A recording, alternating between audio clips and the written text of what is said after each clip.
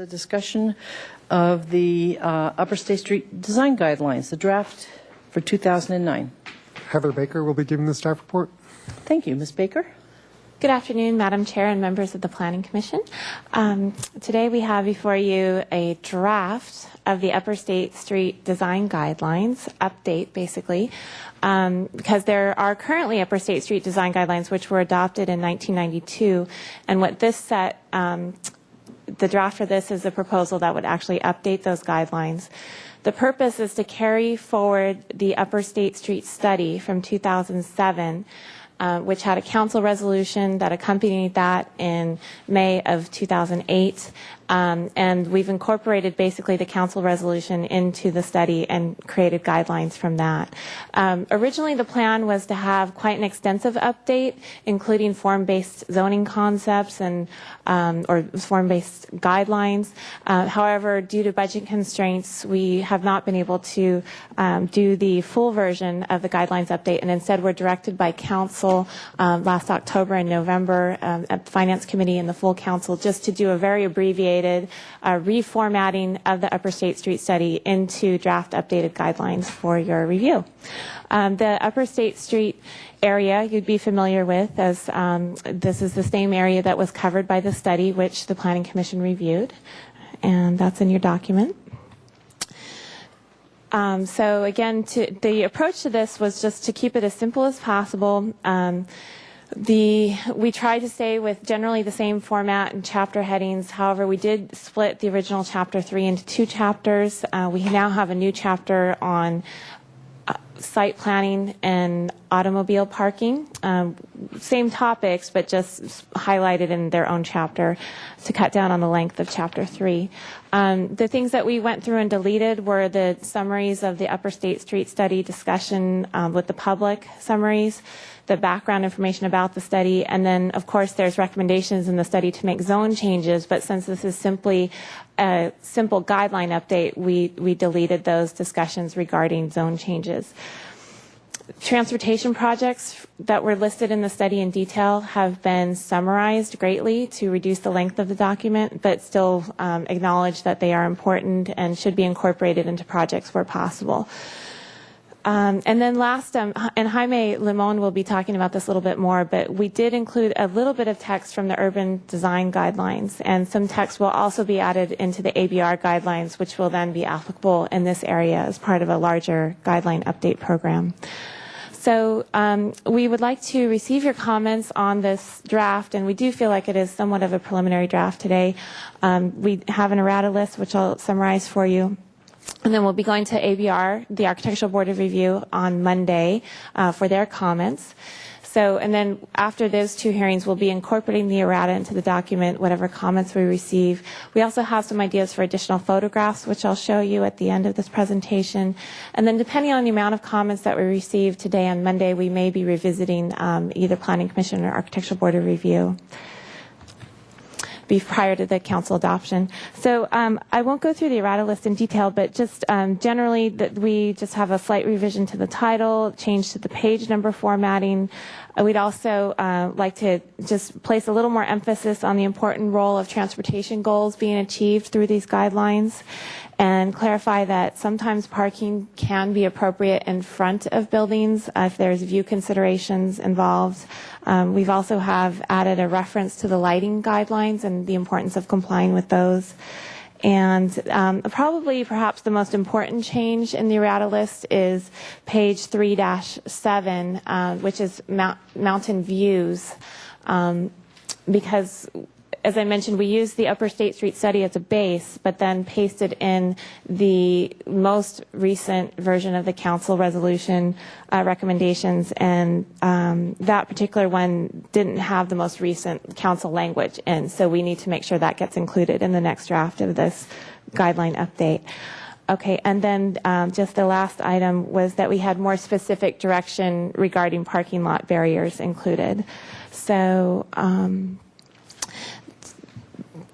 although it is just a simple reformatting, we did see there was some room to include some photographs. So this just gives you an idea of some of the photographs that we'll be looking at, potentially including on some pages of the guidelines. What we'd like to do is meet with perhaps a representative of the Planning Commission who would be interested in working on this, and a member of the Architectural Board of Review, to just sort out and finalize which of these we would include, or some others. These are just showing how some buildings have been arranged that still allow for mountain views. A creek photo, we could probably find some other creek photos. This is an example of parking that's behind the building, that's behind that building there. This is more parking behind the building with the bank there. This is a pedestrian connection. Another nice pedestrian connection through use of a public sidewalk. So that concludes the staff presentation, and we're open for comments and questions. Thank you. Did you want to go ahead and talk about the overall plan for the guidelines updates? Mr. Lamone? Madam Chair, Planning Commissioners, I thought it was important to have you all understand what staff's vision is for the body of guidelines that the ABR has to work with. And primarily, the mission that we had was to compile a guideline document that incorporated this Upper State Street guideline. And we had specific direction not to expand these guidelines to the degree where there are some elements missing. When I look at design guidelines, I'd like to have some additional guidance.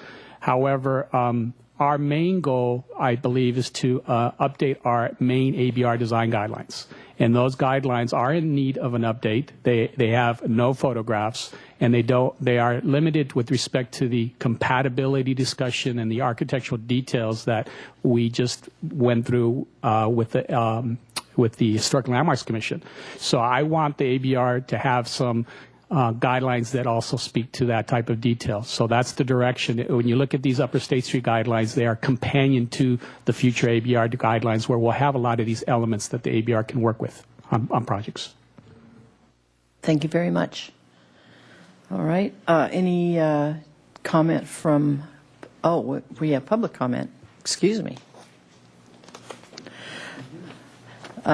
So we have two speakers. We have Connie Hanna and Paul Hernati. So Connie, followed by Paul. Oops, excuse me.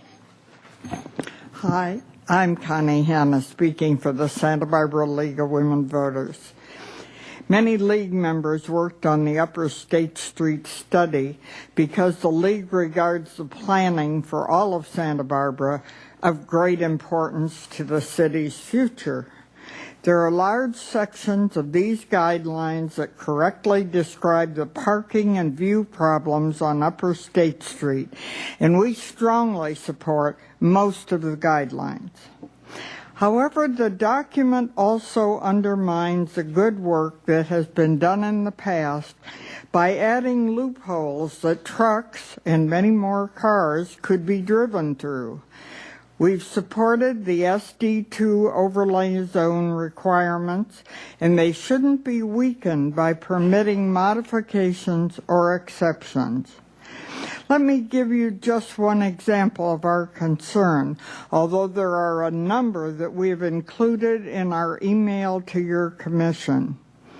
On page 311, after making the case for control of building heights to protect the panoramic views and neighborhood compatibility, Guideline 332 suddenly describes what, quote, should be evaluated to consider the appropriateness of any request for a taller building than is permitted in the SD2 zone. If that sentence remains as it is, most projects will of course ask for such consideration, and it invalidates most of the rest of the previous discussion.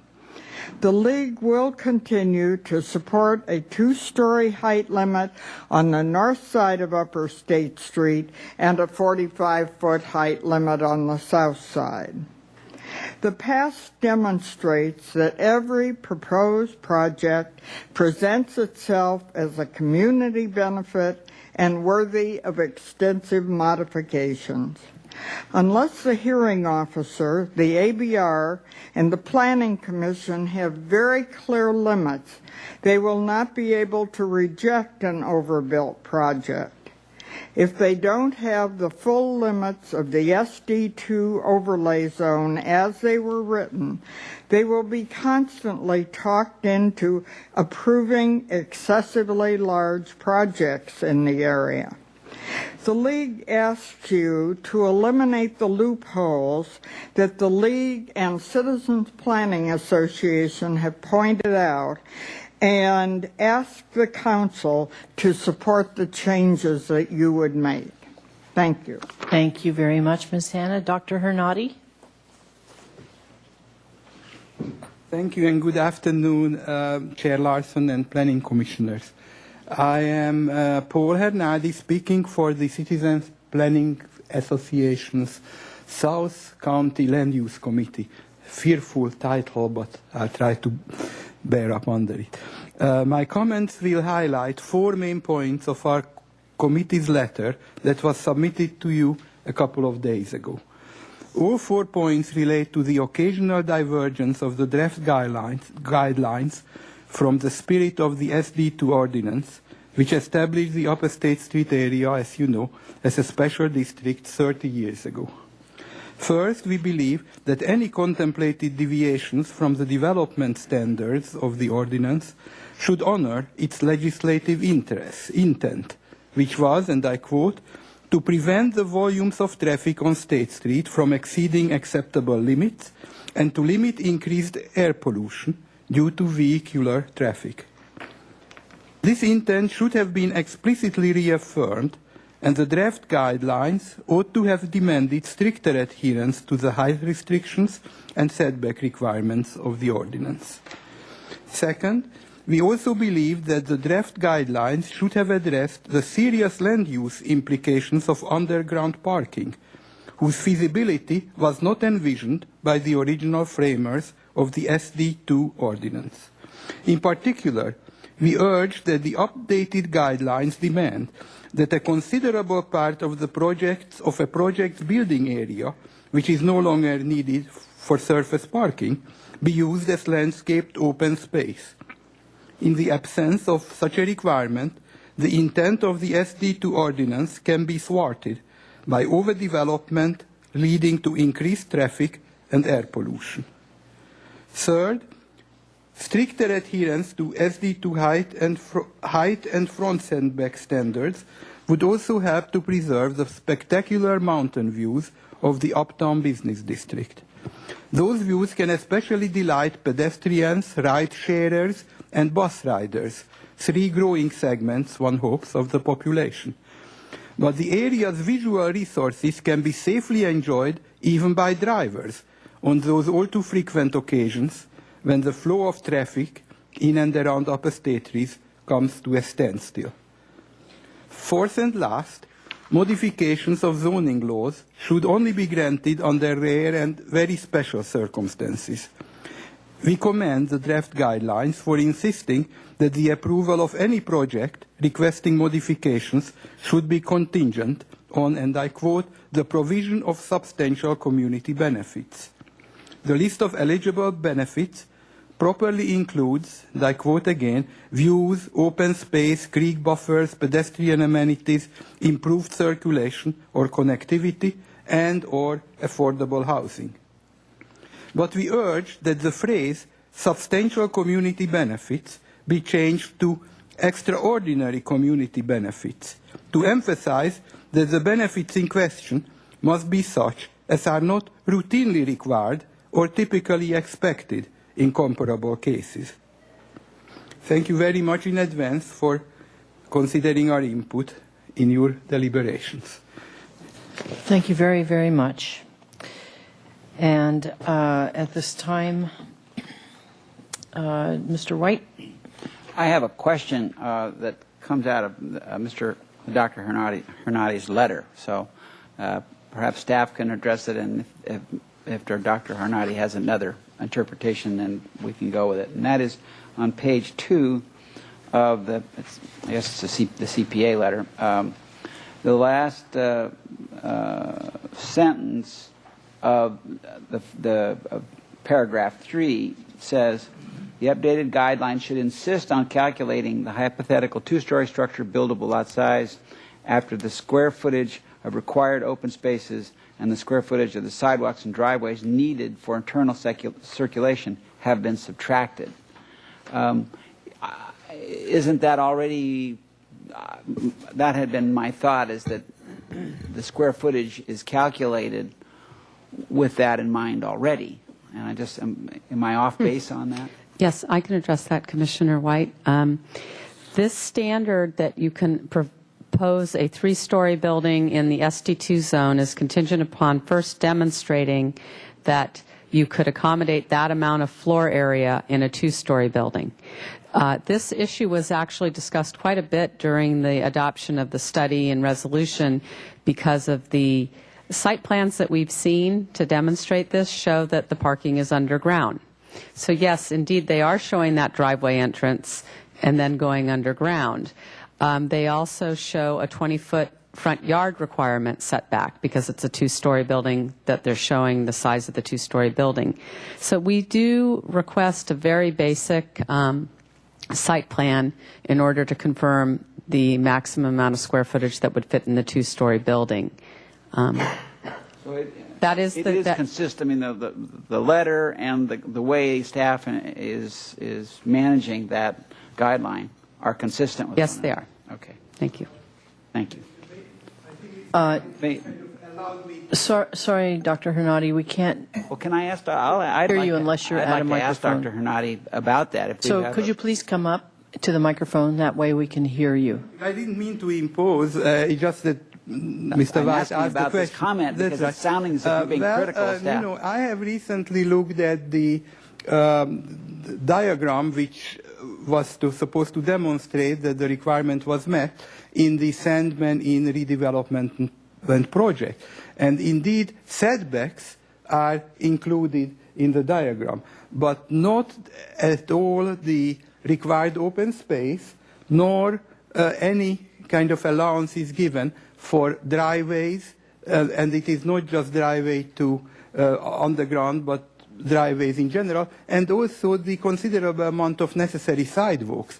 Also, of course, the picture shown indicates that such a 2-story building would have no windows except on the very outside perimeter of the diagram, and it would be a very strange 2-story building which is completely filled in and has no windows. So I think it would be nice either for this occasion or on every occasion when there is a question about demonstrating the requirements enforceable validity for the Planning Commission to look at how the fact is demonstrated. And thank you very much for allowing to explain. Yeah, thank you. So, Thank you. so to have that, in other words, that be presented as part of the initial review of the project might help the Planning Commission understand that. At least understand where you came from on that. Perhaps that plan would be presented to the Architectural Board of Review in the concept reviews. Okay. And it is a very rough Absolutely. plan. We understand Yes. that. And, Okay. and it should be, because we want to keep the cost down and make it an efficient process. But still, the basics need to be there. Thank you. Thank you very much. That would be Commissioner Lodge. Thank you, Madam Chair. On that issue of just what, oops, sorry, in 1979, I was on the City Council then, and no one envisaged underground parking. And the whole purpose of this was to preserve, in addition to just a lower intensity of development, to preserve the views. Assuming if you don't have underground parking, you're going to have surface parking, which generally is going to lead to more openness and a better ability to see the mountains.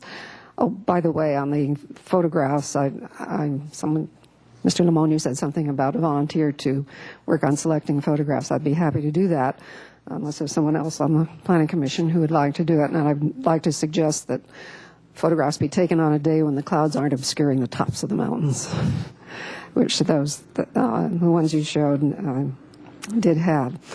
And so the way this is being interpreted now, it obviates the whole point of the SD2 overlay, as far as I'm concerned, by allowing the parking to go underground and then allowing the building to spread out over, then they can spread out over the entire parcel.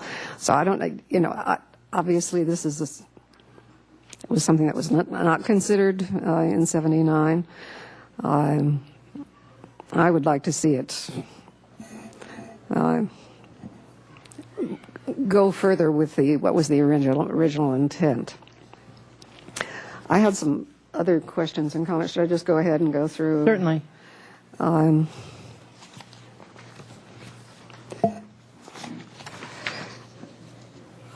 had a question on page 2-3 under guidelines 2-2. Care must be taken to ensure buildings are not too deep and that appropriate minimal spacing between adjacent 2- and 3-story buildings is achieved. Don't we have setbacks for that? There are no specific interior yard setbacks in the base zone of the SD2 or the overlay zone of the SD2 or in commercial zones. The side yard setbacks occur with the residential development, certainly, or in parking lots where you need perimeter planters, but there isn't specifically a side or interior rear setback for the SD2 or commercial zones. Well, I would like to see something a little more specific there then to assure that. Again, Outer State Street to me is different from downtown, very different from downtown, and should have different guidelines. Then on page 3-5, under landscaping, guideline 3-7, landscaping, incorporate landscaping at building frontages to improve the pedestrian environment aesthetically and in parking lots to help screen automobiles and provide shade. I was under the impression we already did that.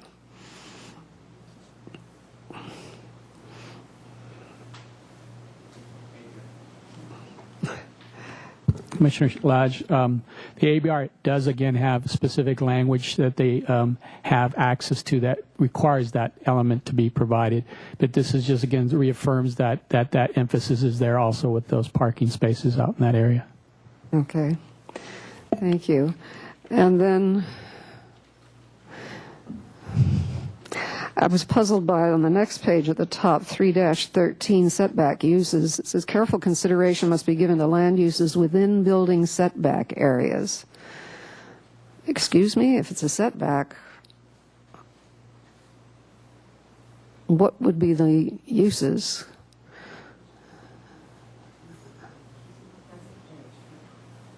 Where are you, Sheila? On page 3-6. The top of the page, 3-13, setback uses.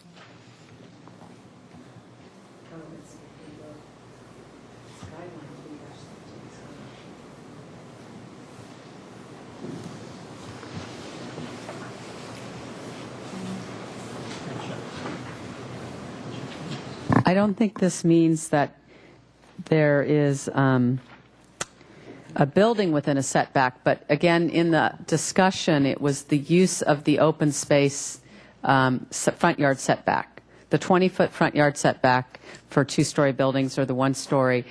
In the Upper State Street study, there was talk about, is it just a green grassy knoll and there's no entrance into the property? Could it be used for outdoor seating? So it really is getting to the use that occurs between the building face at 20 feet and the sidewalk. So we can explain that more, but that's my recollection of what we're trying to get at here is what happens in that 20-foot area, not that there'd be structures or an office use, but that there would be design and use by people. How active is that 20-foot setback area? Mr. I think it probably We could explain that a bit worded better. I can't come up with it myself right now, but In addition to that, we would also be interested in what uses would be discouraged in those spaces that would not be preferred to occur. So we could elaborate on that guideline some more. Thank you. okay. And then, well, it's just perhaps this is a typo that's on the errata list. Next to last line there, it says on some sites spelled S-I-G-H-T-S, should be S-I-T-E-S. The next page,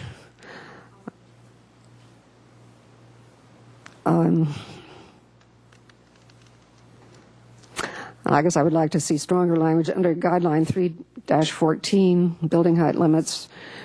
Retain and enforce current height limits for buildings in the SD2 zone. A 3-story building should only be supported in the event that it has important trade-offs and so on. I would prefer to say, instead of should, will. Madam Chair, Commissioner Lodge, I would just suggest that we, instead of referring to this particular guideline, look at the errata sheet because that reflects the most recent council resolution language. Okay. And this is a question about the Army Reserve site. I know we've had discussions in the past with the Army, efforts to trade that land for airport land and so on. Is anything going on that anyone knows about at this point in that regard? I know it's a special project, so the city's special project agent, Don Olson, is involved in it, and that it is somewhat active. It goes from periods of not being as active, but the city is looking very seriously at that. The council's been informed at some level. The Parks and Recreation Department, management, city administrator's office is actively involved in seeing about the possibility of securing that property. And also the police, it's called PAL, Police Assistance League. They've been, they want to come on as a partner to try to help something happen out there also. So it's definitely still in the city's horizon to look at having that as a public use for the community. Well, that would be great if that were a possibility. And then on page 3-11, was referred to in the comments, I believe by Connie Hanna, 3-32, the taller buildings criteria. I would like to see that simply dropped. What are we doing about talking about taller buildings? That's an error. That part of the sentence should not be there. We do not intend that these guidelines or any ordinance such documents suggest that we would be looking at buildings taller than allowed in the zone. So that's an error that needs to be corrected. Okay. And then just a comment on the form-based guidelines. This is something that I thought we were already doing, looking at the streetscape around the project and buildings around the project, and that different uses because of pyramid zoning are possible. Then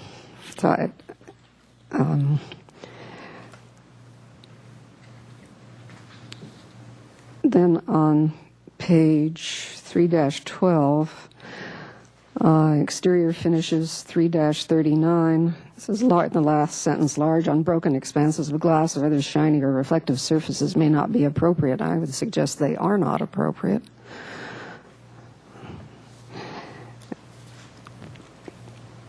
And then 3-41 says what's wrong with large areas of blank walls, but it doesn't say anything about discouraging them or anything like that. I think that might make it mean a little more if it did. And then you may have this on the errata list. It's a little difficult to coordinate with that, but I don't see it there. On page 3-13, landscaping existing conditions, the second paragraph is mostly a repeat of the first paragraph, only it had some garbled sentences, and I think that whole paragraph just simply needs to be removed. And then on that same page, the second bullet, select landscaping elements that are appropriate to the site and complement the overall character of the grid. What? No. Madam Chair, Commissioner Lodge, what's happening here is that it's the integration of some of the urban design guidelines into here. It didn't have proper checking, so we are going through and going to eliminate that as well. Thank you. That'll will be fixed. Okay.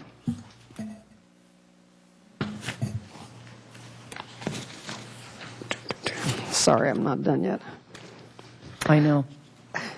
Pardon me? I said I know. Page 4-2 and guideline 4-2, it says, this is a question, attempt to achieve uniform spacing of driveways along the street as much as possible. I was curious as to why uniform spacing is important. I think what the transportation study showed is that a lot of the congestion, or there was a different word for it even, friction in the Upper State Street area was a result of all these different driveways.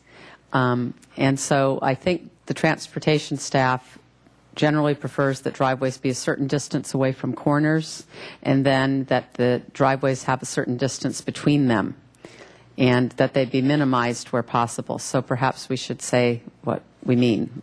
I think that's what we mean. So Okay. we'll follow up on I that. certainly Okay. agree with that. That there are too many, and I can understand why they should not be next to one another, where they exist. On page 4-4, guideline 4-8, this may be, I'm just reading this wrong, but it says a standalone westbound bus turnout park. I'm not sure what that means. Is it supposed to be alone, a standalone? Okay. I thought maybe it meant that passengers would stand along the bus stop. And then I didn't see this typo caught. 4-5, the last item, the last bullet says traffic signal at McCaw and Las Positas. It's also the second bullet, so you can drop that one.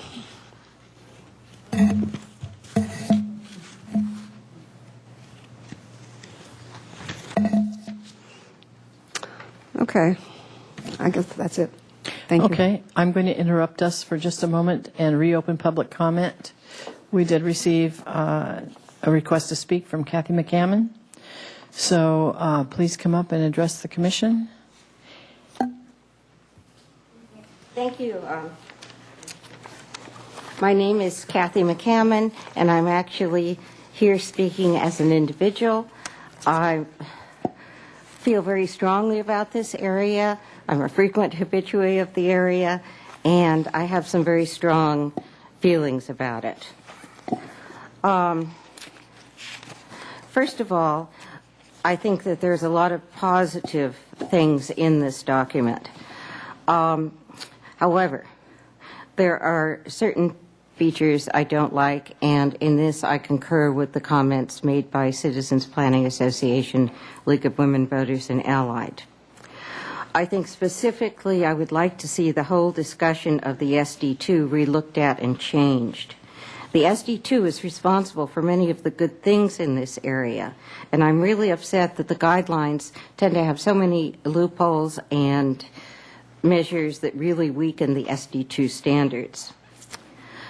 I hope you would not accept the idea that just because 2 and 3rd stories of a building are set back 20 feet, that it is okay for the first floor to be set back 10 feet.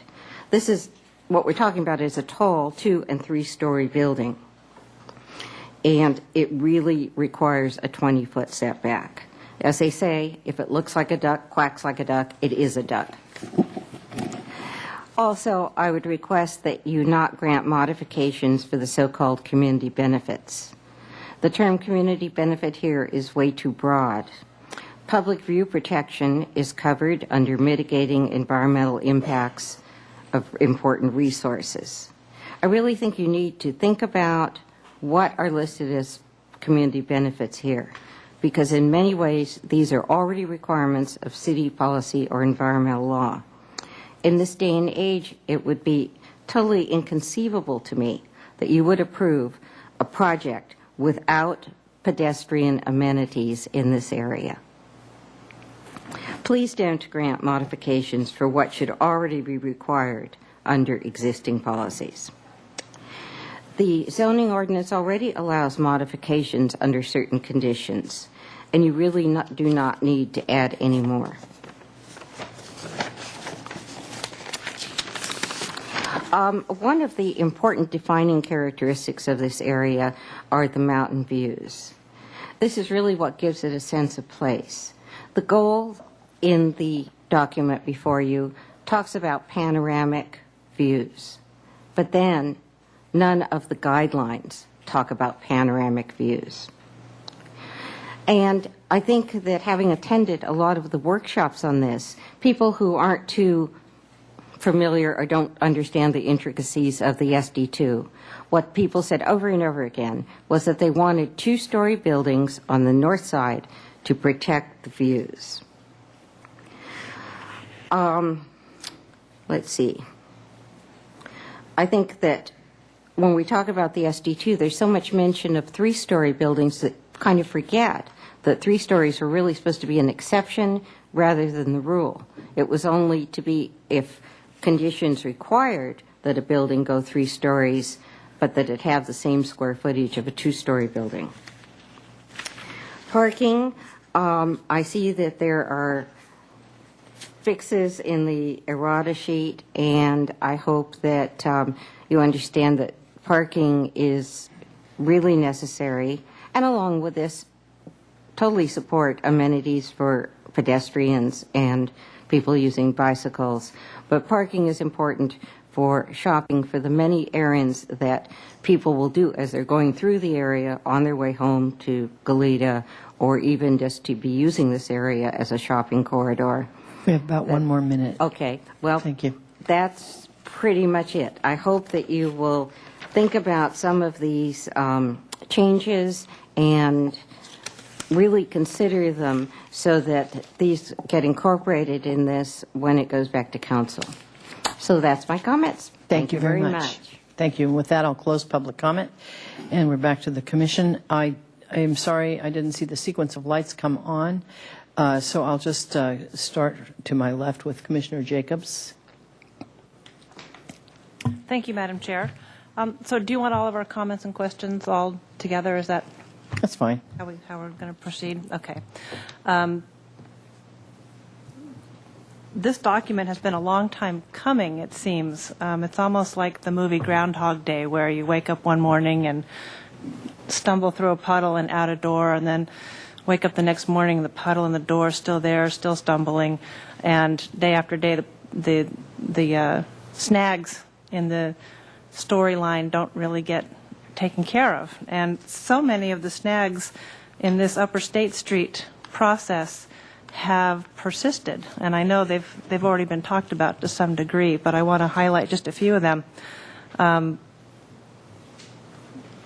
One of the first projects I wanted to participate in when I came on the Planning Commission 5 years ago, aside from representing the interests of families with children at home, was to work to get some vision for the Upper State Street area and to get some respect for this neighborhood as different from downtown. Whether you call it Uptown or Outer State Street, it's really different from downtown, and the planning process has often treated it as if it were an extension of downtown. Finally, the Upper State Street traffic study was done, and some respect started to come forward for the fact that there's no grid uptown, so the kinds of solutions for planning that take place downtown don't work uptown. They're counterproductive and create problems. The SD2 language has always been more about traffic, and yet it's been offhand and treated like design guidelines, which it's not. And because it's been treated like design guidelines, it's been modified for design-oriented decisions, which have had a counterproductive influence on its legislative intent, which is to mitigate and minimize traffic in the Upper State Street area. And this document is a bit of a hodgepodge of many different things. And I know that staff does not have the time and horses in the stable to really pursue this project full on. But the document before me is something that I don't feel is at all ready for council, and certainly wouldn't be much of a help to people developing their property in this area. It's too much internal contradiction. One part of it says one thing, another part says another, and missing throughout are some of the very important elements that came out of the Upper State Street study. So my first item is really a question.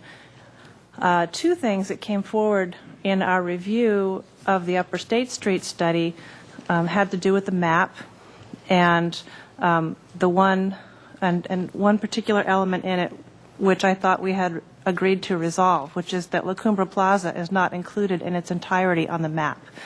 So we don't see the whole dogleg of that property that goes down. Instead, there's a line that cuts through the middle of La Cumbre Plaza, and it has been for the past 3 years my understanding that we were going to fix that, and it's still not fixed. It's still there.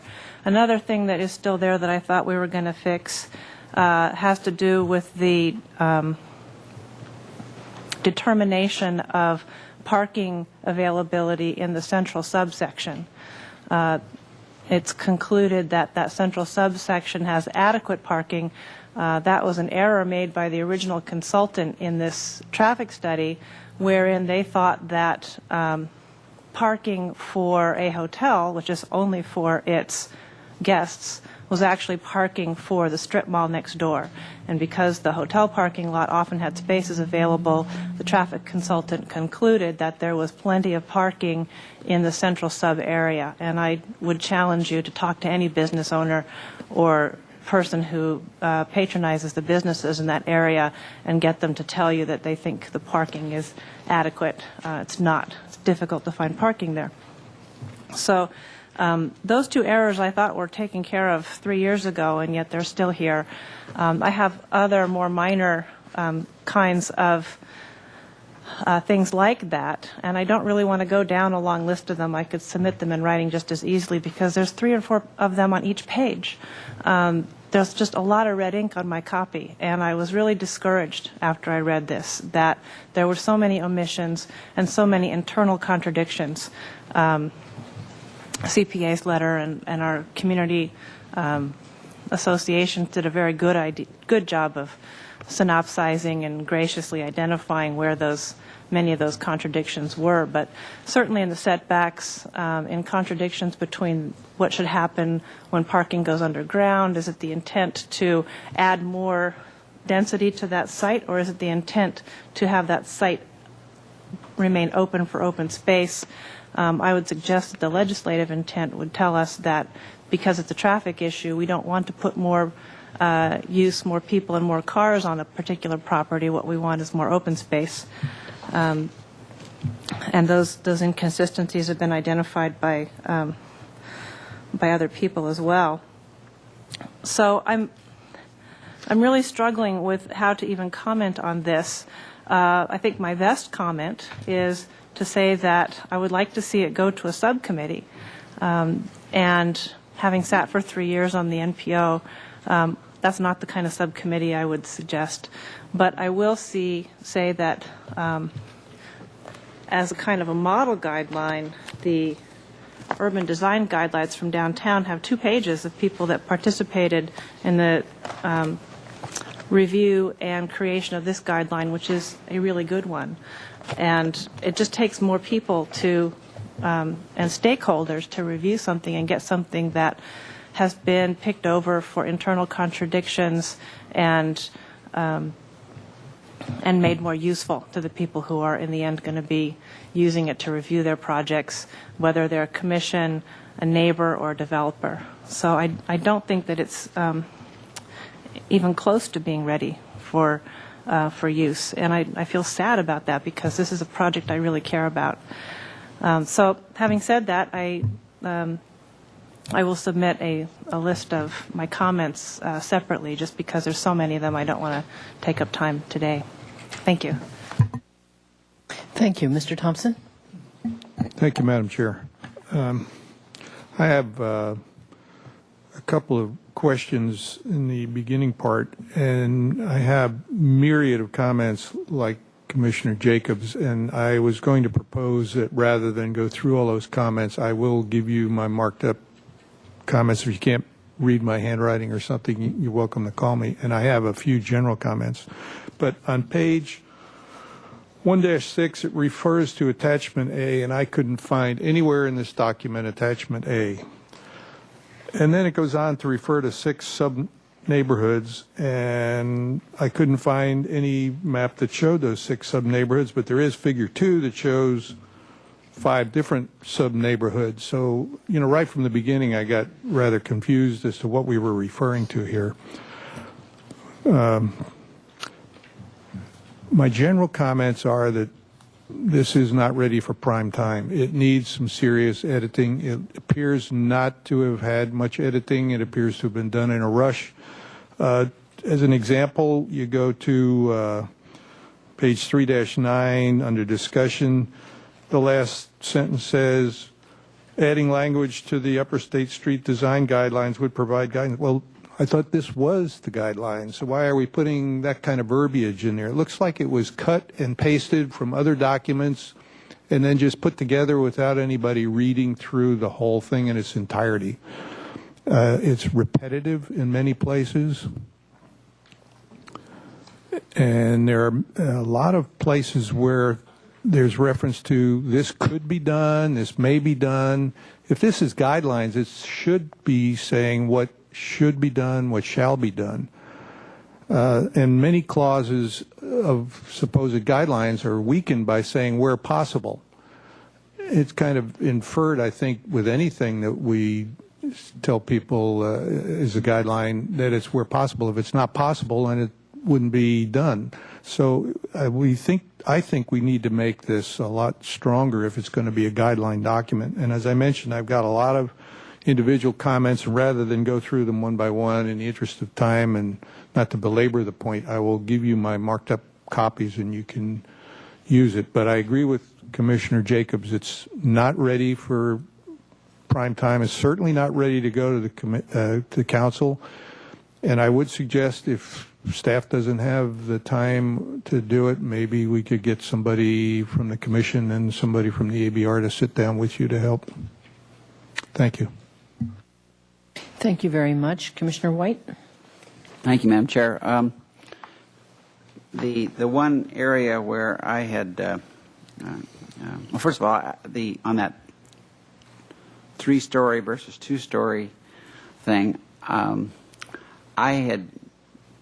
didn't feel as snookered by that, by the way it's going with the underground parking. So I'm curious to see the kinds of square footages that we're talking about, of comparing what Ms. Lodge is talking about as the original intent, as opposed to what we're getting now in the way of square footage. I'm not oriented on that difference and what kind of intensification is now allowed with this underground parking. So I feel a little lost on that issue at this point, at this late date. So that's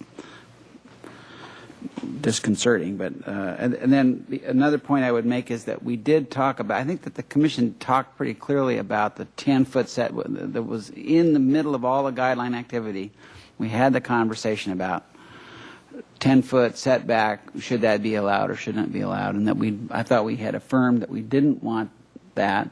Number two, we had discussed the concept of taking the area of a 20-foot setback and making that perhaps flexible so that it wouldn't have to be just a rectangle or whatever in the front, but it could be have some articulation to it. And I don't know maybe that's something that could only come with zoning or all of that, but that was something that I had recalled being part of the conversation, and so what we ended up with was the 10-foot setback is now okay or whatever. No, I'd like to clarify that, Chair Larson, if I may. The process and discussion with the community and the Upper State Street study brought out varying points of view. And so you heard from a number of people who felt strongly that the 20-foot setback should absolutely be maintained. And then you were presented ideas and other information about variable setback and so forth.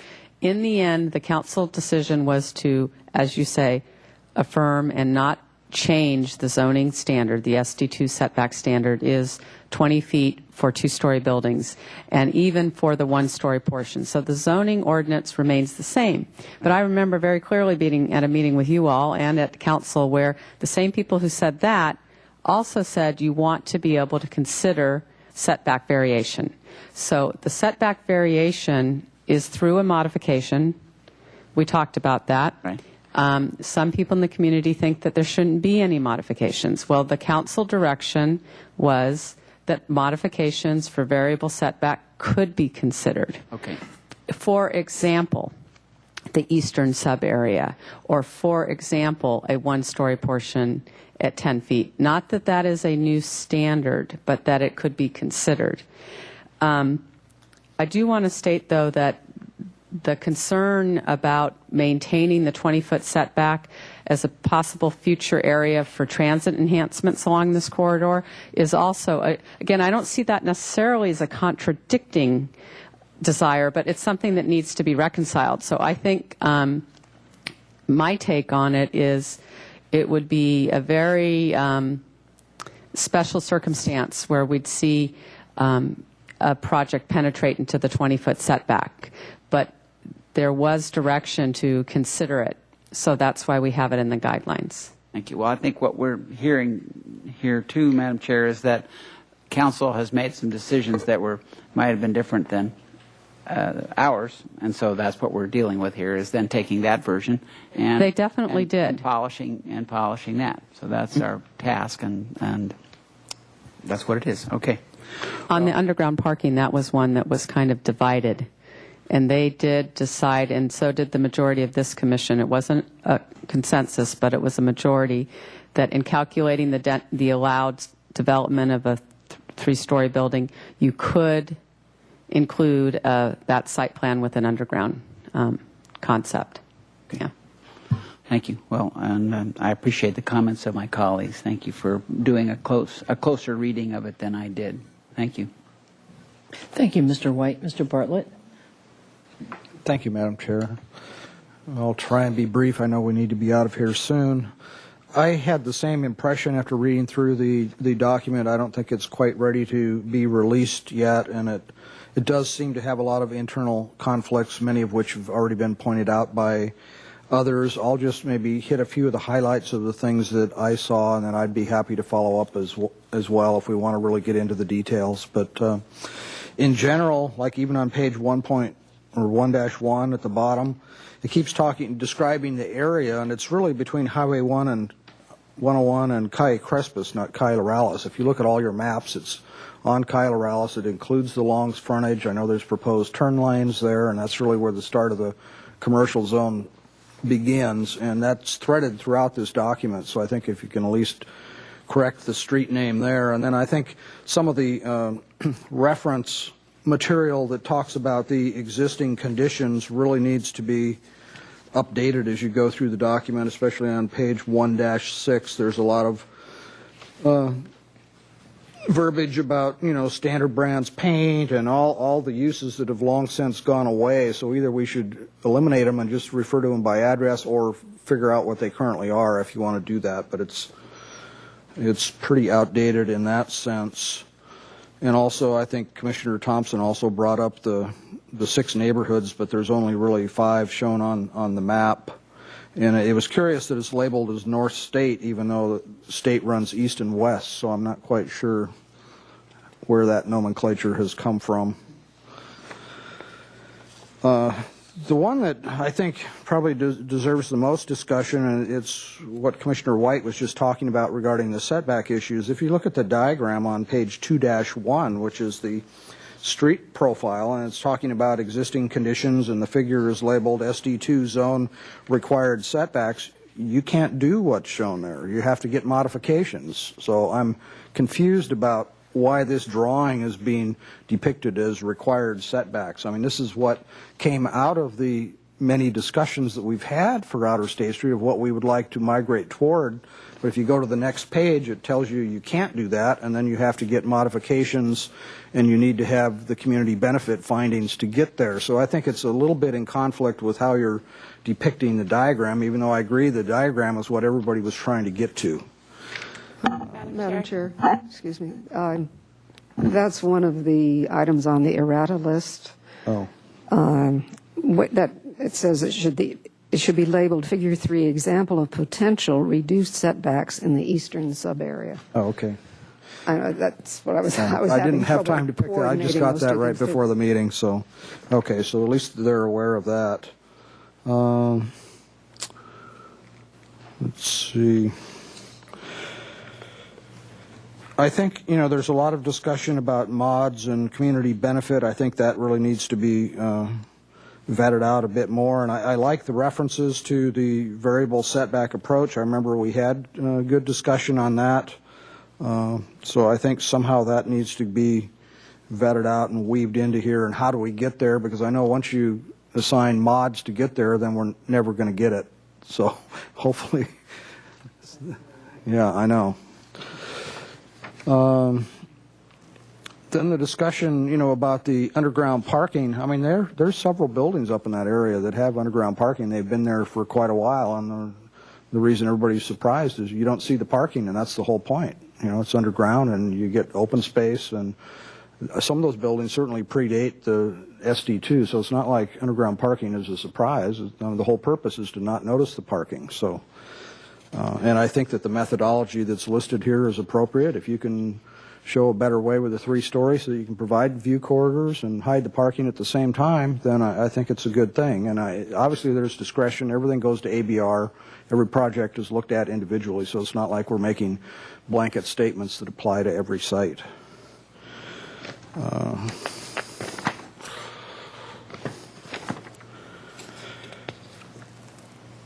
On 3-7, where we talk about view corridors, like 3-15 and 3-17, talking about intersection views. I remember the discussions were that the streets provided, at this point, the north-south streets provided the best view corridors to the mountains.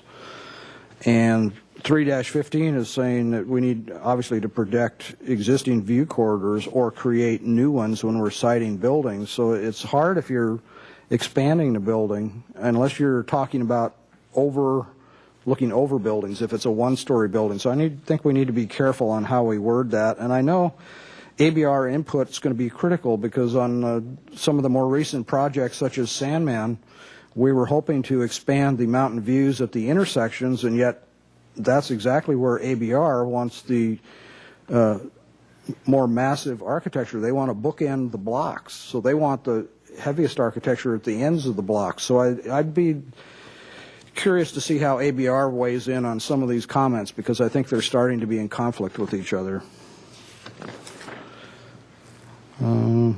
I like the notion of some of the form-based items that are in here. I hope that can go further, and hopefully that will, as Plan Santa Barbara unfolds. And then I was curious on the map that was I guess it showed the transportation improvements, and it also shows a lot of the pedestrian connections and so forth. It seems, I don't remember the discussion, but it seems odd to have a pedestrian connection from Chuck's Steakhouse to the cemetery. It seems like an odd message to me, but but maybe I was missing at a meeting.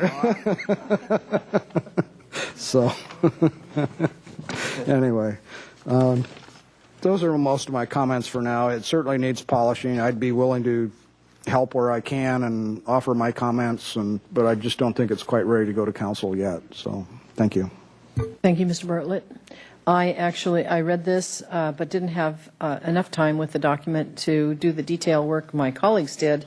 But as I read it, I thought, surely this is a rough draft. So that's how I took it, and I was fine with the fact that it's a very rough draft. I thought we'd get something more developed, but I understand what's going on, so in terms of time and people and all of that. So I'm going to ask that the commissioners who have written comments, who are offering to submit them, please do. And I thank the detailed eyes and the sharp pencils. Is there anything else you need from us? Yes. Yes, Chair Larson. Certainly, we would very much appreciate your marked up documents, and we had anticipated asking for a representative, but we'd certainly be open to having perhaps 2 planning commissioners follow along with the next steps in this process. We had actually requested that an ABR liaison be here today too, but that turned out not to happen. So we're going to be at ABR with this draft on Monday, but what we did anticipate is doing some additional work on the guidelines and then bringing them back to ABR for their recommendation to City Council on the guidelines. I think and appreciate that there were some errors and some updating that's certainly necessary. I just think it's really important, though, to emphasize that we are going to prepare this consistent with the council direction in the resolution, and that it was overall supported. In hearing the CPA and the League folks come forward today, those comments sounded very familiar as to the process when the council was considering the study and the resolution, that they supported quite a bit of the effort, but there are some remaining issues where there's not agreement on every point, and you could hear that discussed today again with your commission. So we don't intend on changing the policy direction in any way from what the council resolution was. But clearly, we do have some more work to do on the document, and we really do appreciate your reviews today. And if you'd like to appoint, we'll take all of your comments, certainly, but if 2 of you would like to attend, if it's possible to attend the ABR meeting on Monday, that would be helpful. And then we will schedule a follow-up working meeting with a small subcommittee of the ABR and Planning Commission. So are there 2 volunteers for this? I would volunteer. I've been following it for a while, but I think we should have more than 1 person. Oh, I agree. 2. So, Ms. Jacobs? Yeah, as the ABR liaison, I'd like to maybe try and attend Monday afternoon. I need to double check my schedule, but I'll try and do that. 4:30? If for any reason you are unable to attend, would you please call Ms. Lodge to come in your stead? I would suggest that Ms. Lodge and I could go as commentators, and Mr. Bartlett would be there also as our liaison, and we don't have a quorum issue with that. So, yeah, that's great. That'd be good. That's a great idea. Where will it be on the agenda? I understand it's scheduled tentatively for 4:30 at the David Gephardt Room on Monday. All right. Is there anything else you require from us at this time?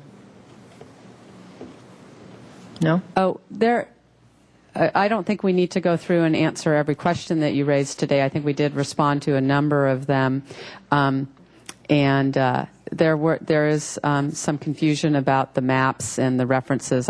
One comment I just wanted to let you know that one of the 5 neighborhoods are the neighborhoods as identified in the general plan, which is different than how we've described the neighborhoods in the guidelines. And so we debated about whether or not to include that information. Perhaps we'll be taking some things out if they're confusing. We're not proposing to change the general plan neighborhoods. So that's just one comment. But there are many which we'd be happy to follow up with you on in the few weeks to come. And then we need one more thing from you. Okay. You never introduced yourself for the camera. Oh, I didn't? Okay. No. Betty Weiss, City Planner, and Thank you. I'm happy to continue what work we can do on the Upper State Street guidelines, and I do appreciate that you all may recall that this was a compromise position as to how to move forward with the guidelines at this time. Thank you. Thank you. Thank you very much. Now to our administrative agenda. We are almost through. So we'll quickly do this. We're passing, what you see passing right now are the written comments from the commissioners for the benefit of staff.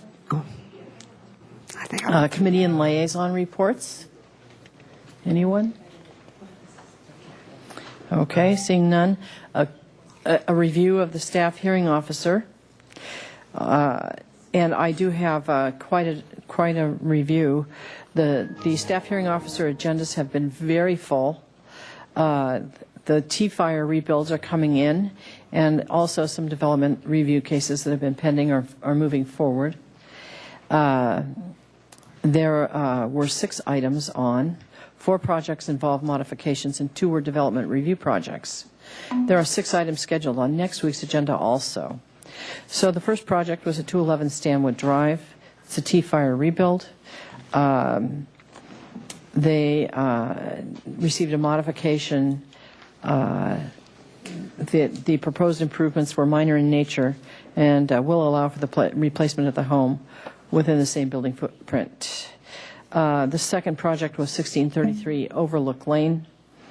No one appeared in opposition for it, although one letter from Paula Westbury was submitted. And that also received a condition that there's adequate area further back on the site where a conforming wall could be constructed. So that received approval. The third project was located at 350 Hitchcock Way, the old Mel Clayton dealership property. The new tenant wants to add a vehicle display parking space within the front setback. So she approved the modification, finding that the additional landscaping, which would be supplied, would offset the between the existing building and the street, would offset the use of the area for vehicle display, and conditioned the project that 7 customers and 33 employee parking spaces be adequately signed on site. The fourth project was at 1050 Los Alturas Road, also a T-Fire rebuild. They required a modification to permit new construction within the required 35-foot setback off of Terrace Road. That was approved. Paula Westbury wrote in opposition to the project. The fifth project was a request for a coastal development permit for a project located at 1931 El Camino de la Luz, a site containing an existing 2-story single-family residence and garage. There were 3 letters on the project, 2 in opposition. One of them was from Ms. Westbury, and one from a neighbor also supporting the project. So 2 people came to the hearing to speak, and they were concerned about blue water views from the public streets. So she made the required findings for the coastal development permit that required the carport to be reduced in scale. She conditioned it not exceed 7 feet interior height and 9 foot 6 inches height to roof line. She at one point thought that would be appealed to the PC by the neighbor, but it appears that they resolved their differences. The final project was a lot line adjustment located at 1402 Grand and 860 Himino Road. This project has a history of enforcement cases and an ongoing feud between neighbors. 2 people came and spoke at the hearing, attorneys, and she said the hearing was challenging, but in the end, everyone seemed to work out their issues, so hopefully there will be nothing filed. She did approve the lot line adjustment with additions to the proposed conditions of approval recommended by staff. And that was the staff hearing officer's day. Now, do we have our draft minutes that were tabled in my absence, correct? Any This is for, thanks, April 16th, 2009? Madam Chair, Yes. Actually, I noticed they're not on they're here. not, so- they're not on the agenda. Okay. So we'll put them on the next. Okay. Put them on the next agenda. So we'll continue those then till next time. All right. And any other business for the commission? No, we stand adjourned then. Thank you very much, and we'll see you next week. Oh, excuse me. Right. I meant to continue this. I spoke of that earlier. We're continuing our meeting today to 630 Garden Street for our joint meeting at 6 p.m. with the Transportation and Circulation Committee. Thank you very much.